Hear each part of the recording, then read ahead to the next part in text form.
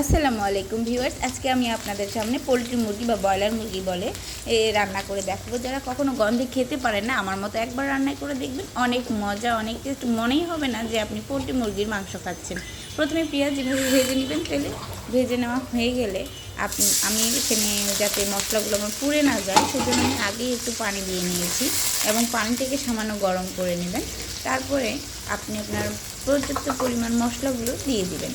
আপনি যেমন মাংস রান্না করবেন সেই পরিমাণে মশলা দিয়ে দিবেন। আমি এখানে ধনিয়া গুঁড়ো দিয়ে দিচ্ছি, ধনিয়া গুঁড়ো 2 চামচ দিয়েছি। তারপরে এখন দিব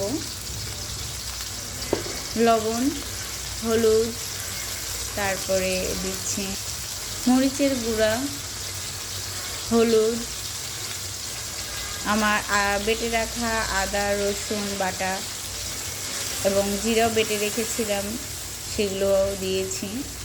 পর্যাপ্ত পরিমাণ দেবেন, বেশি কম করা যাবে না।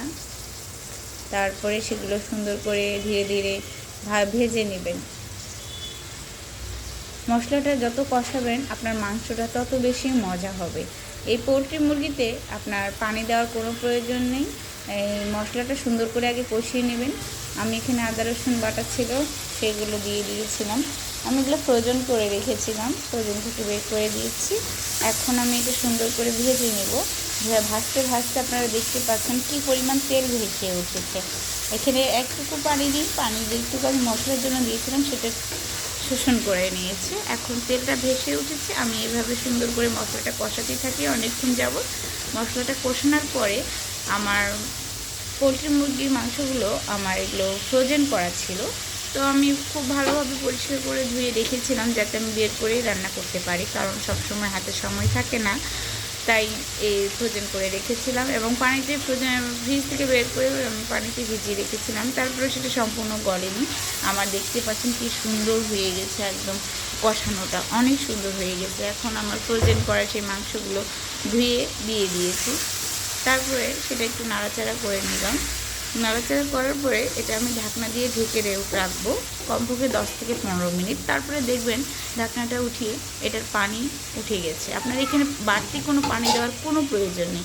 আমার ভিডিওটা যারা দেখছেন অবশ্যই, যারা চ্যানেলটা এখন সাবস্ক্রাইব করেননি সাবস্ক্রাইব করে দিবেন, আর যারা আমার পেজ থেকে দেখতেছেন অবশ্যই আমার পেজটা ফলো করে দিবেন।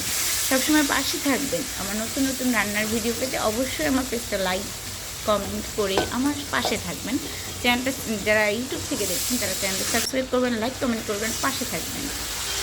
এই যে দেখতে পাচ্ছেন কত পরিমাণ পানি উঠেছে ঢাকনাটা ওঠানোর পরে। এই পানিগুলো দিয়েই আমি রান্না করতে করতে আমার একটা রান্নার ইয়ে চলে আসে, খুব সুন্দর একটা শেপে চলে আসবে। আপনারা দেখতে পাচ্ছেন অনেক সুন্দর। আর আমি এটাতে পানি এড করবো না, আমি এভাবেই রান্নাটা কমপ্লিট করে ফেলবো। আর খেতে অনেক মজা হয়েছিল। আমার ভিডিওটা এতক্ষণ দেখার জন্য অনেক অনেক ধন্যবাদ। সবাই ভালো থাকবেন, সুস্থ থাকবেন। আসসালামু আলাইকুম।